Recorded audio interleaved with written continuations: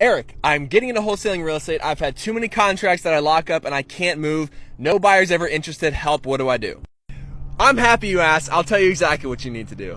If you're a beginner wholesaler, you probably ran into some of the same issues I did when you were making your offers. So congratulations. You made an offer, your seller accepted, and you got a contract signed. I know the adrenaline is rushing, your hands are tingling, and you're starting to sweat.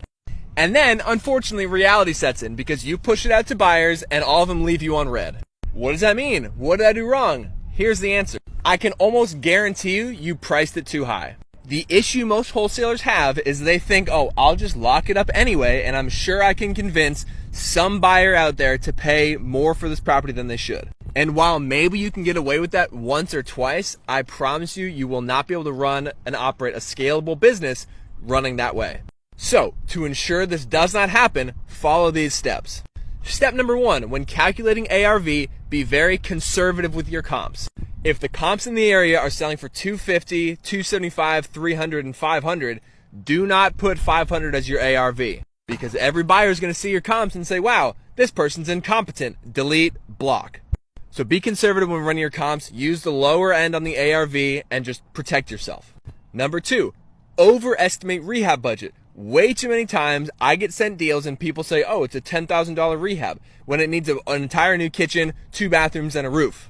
That's not 10 grand. 10 grand is paint and flooring, maybe. People tend to underestimate the rehab and overestimate the ARV, which realistically should be the opposite. Third step is ensure you run your numbers correctly.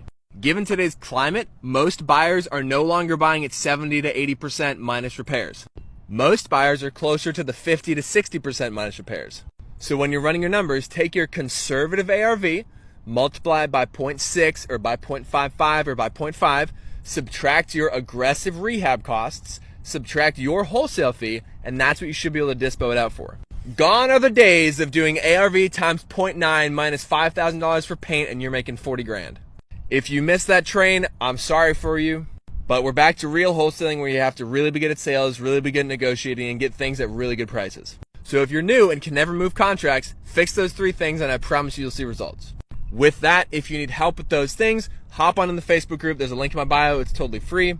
And if you have deals that you did run the numbers right and you need help with them, I have a nationwide disposition channel with 4.2 million buyers and I'm more than happy to JV with you on your deals.